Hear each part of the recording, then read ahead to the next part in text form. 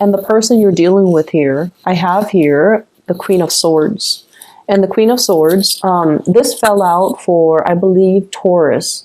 So if you have Taurus in your chart, if you're dealing with a Taurus, you might want to, take a look at this, okay? If you're dealing with a Taurus, if you have Taurus, moon, sun, or rising in your own chart, their reading might be pertinent as well. It might help you understand things from another person's perspective.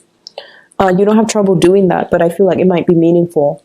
Anyways, we have here an air sign, an Aquarius, a Gemini, or a Libra, such as yourself. However, I mentioned before, I feel like you guys, especially the Libra moons, you guys love, love, love your pinks. And I have this card that represents you. I might actually talk about this first so that you can see the contrast. So this is your energy, the Eight of Cups. This is walking away from a situation that is not balanced, a situation that you've invested a lot of time, resources, energy into, a lot of work into as well. And at this point, you're tired. Emotionally, you're overtaxed. And you feel like, oh my gosh, I've wasted so much time. It's been really hard for you to disengage, mainly because you're like, I've invested a lot of time and I'm not going to be able to recoup my loss. And so you might have been hesitant about walking away in the past, but now you're willing to walk away. You're willing to take a new path, mainly because it's not emotionally nurturing you anymore. And it felt very heavy and it has felt very icy and cold for a really long time. So, you put on the veneer that like everything is rosy, right? That pink, everything is rosy, everything is peachy. However, internally in your hearts of hearts, I don't feel like you can deny the fact that your heart is not in it anymore. It's taxing and it's not liberating and it's unbalanced and it's not reciprocal. And so many of you have chosen to walk away from a situation, or emotionally you have walked out of a situation. And I feel like you're looking towards somebody else here, okay? Somebody is bringing something into your life. They're showing you a different perspective.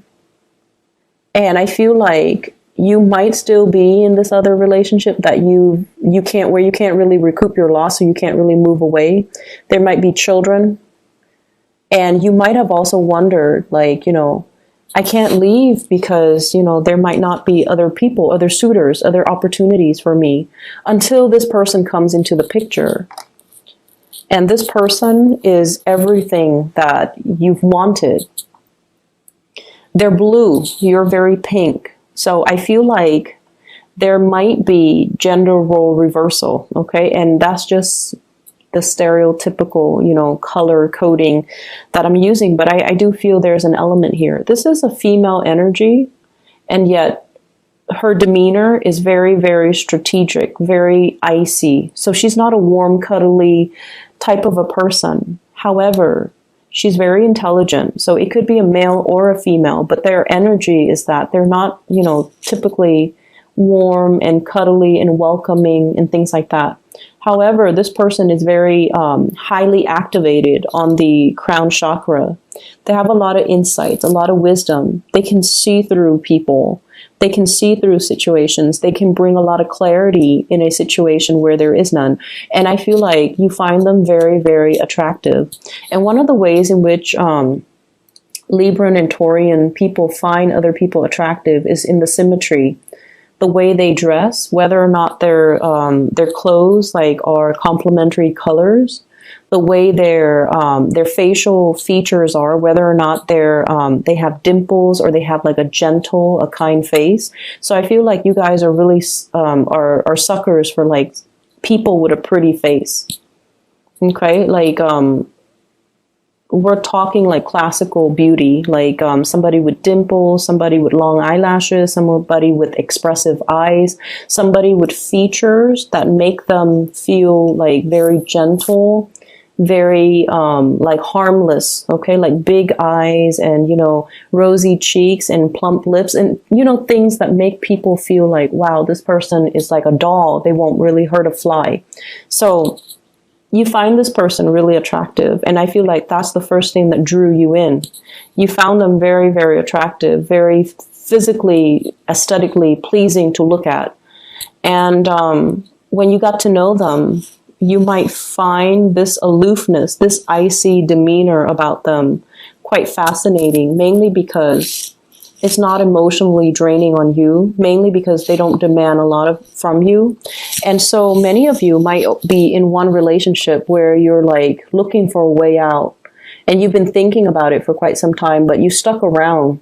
And I feel like this person is like a breath of fresh air into your life, and you're kind of starstruck, but you're just like, maybe I can have both. You know, like I see this element about weighing out the pros and cons, and at the end of the day, you've concluded, maybe I don't have to forego one to have the other. Maybe I can do both, because this person doesn't seem like they're emotionally needy. So I can put my emotional needs here and just, you know, have this person in whatever way I can, because they're not going to make demands of me. And I feel like at first it was like that. However, you became attached to the other person. They're like this, very aloof. They can take care of themselves. They're independent. They don't really need another person.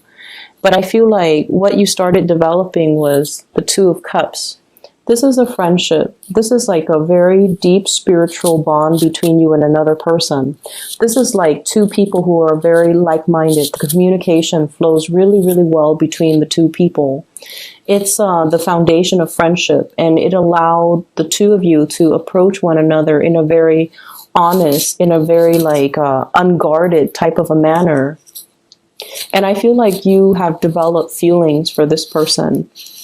You didn't think it was going to happen like that. You thought, you know, you could handle the disconnection, I guess.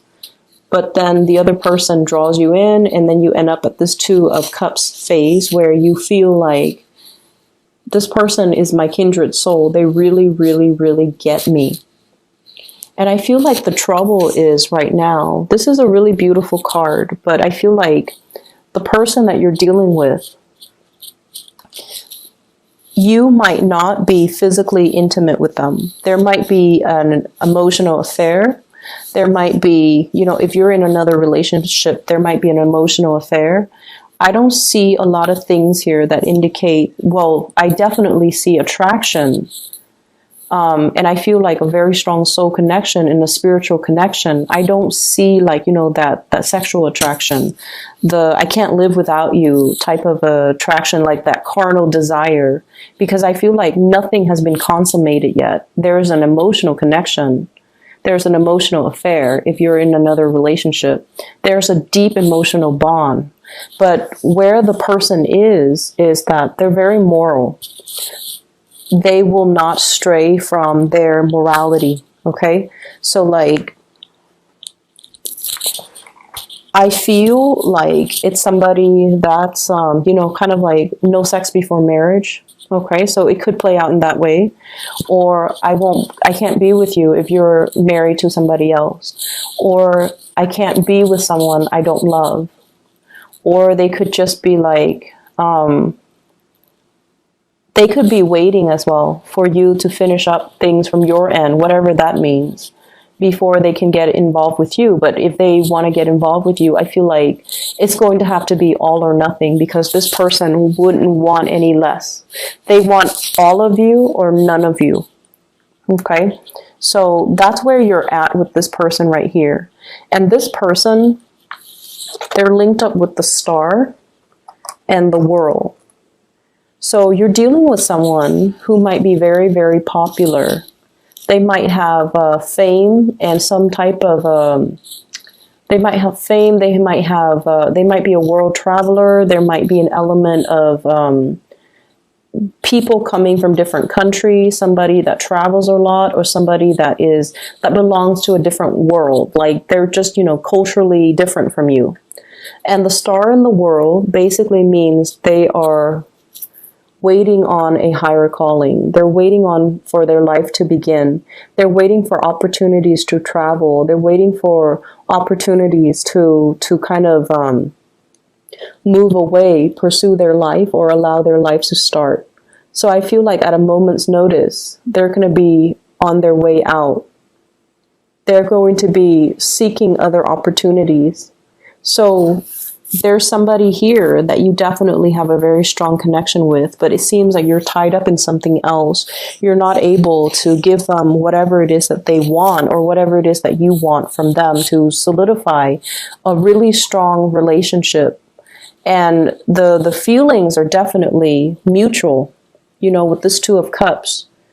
It's a soulmate connection. It's a very strong spiritual bond. But I feel like if you don't recognize it for what it is, it's going to slip away. And soulmate connections, they come in they're not rare per se, but I feel like there's a time and a place for it. And the soulmate connection can also run its course too. There's a time and a place for that as well. So if you're not quick on the uptake and recognize this situation for its rarity and for, you know, how powerful it is, I feel like it's going to slip you by because the other person, they're going to be drifting away, okay? This is the escape here. Things coming to a culmination, things coming, it's like coming full circle and coming to an end, closing out of a cycle, mainly because we have healed up from the past. For others of you, it could be, you know, just the fact that you're with a new person now that really gets you, that you feel is your kindred soul, and you're very, very happy. The person has helped you done a lot of healing on yourself. And I feel like the cycle of you feeling, we have here the 8 of Cups and the 2 of Cups, and altogether it adds up to 10, which is the completion stage. You have somebody, you've been feeling empty and taken for granted for a really long time, and then you meet this person who's like a kindred soul. They're fair.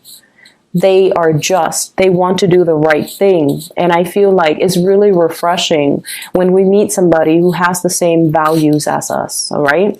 And so they're completing you, and they're going to help you kind of like continue that next phase of your journey. So if you didn't believe in, you know, morality, if you didn't believe that people were selfless, that people are incapable of, you know, doing the right thing, I feel like you're meeting somebody. You might have met somebody already, or for this week at least, you're meeting with somebody that has these high ideals and aspirations and dreams and goals and sense of morality and that moral compass and also the same values that you espouse. And as a result of it, it's going to feel like, wow, this person gets me. This is what I've been missing all along. And it took this person to come into the picture for me to believe in it again. And for me to feel like I'm normal. I'm not the weird one. Just because everyone around me, you know, lost faith in it. So I feel like someone is giving you a lot of inspiration, and they're kind of like that star in a very dark night. You know, you're going through a period of a lot of immense self-doubt. Am I in the right place? Am I where I'm meant to be? Am I following the right path? Am I doing the right thing? And then this person is showing you, yes, you're on the right path. Yes, you're doing the right thing because I believe in the same things. So you're meeting a very strong soulmate.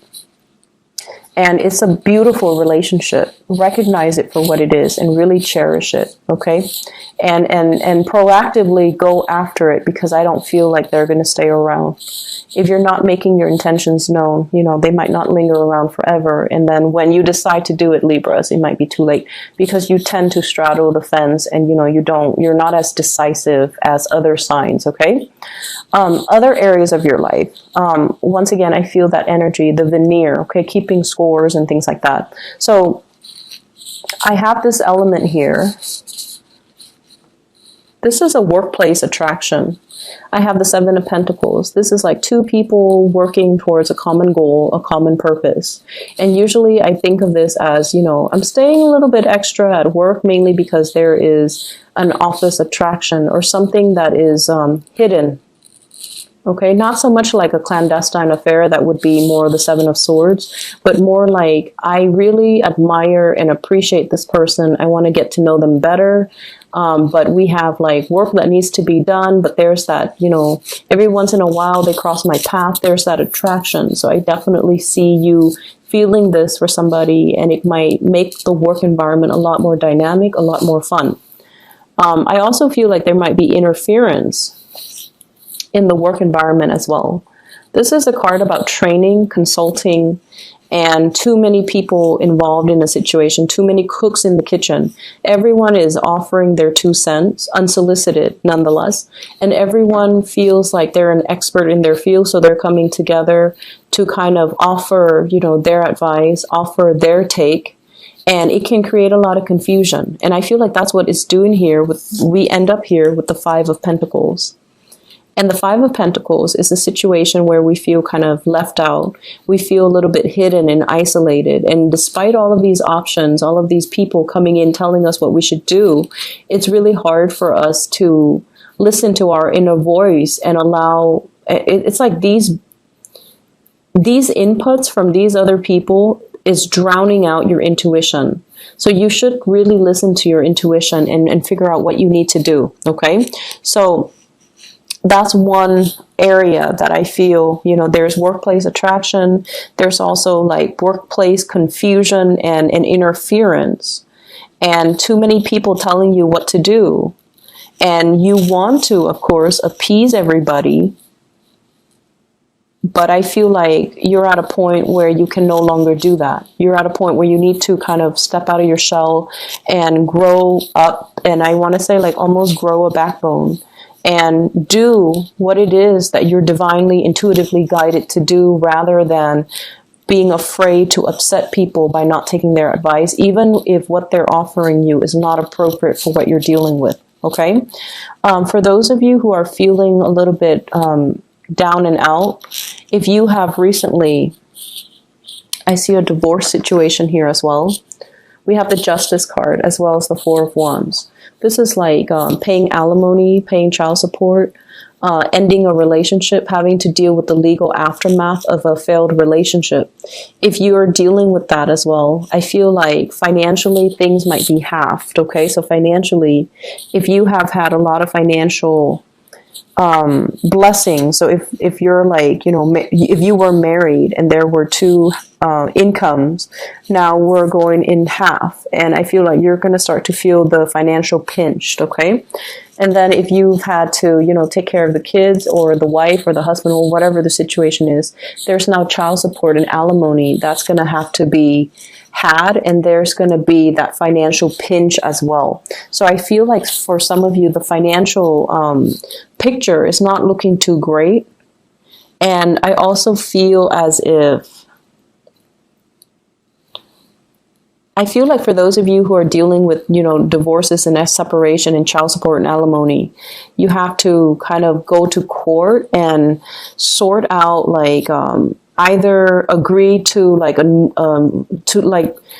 redraw or renew or renegotiate your alimony or child support payments.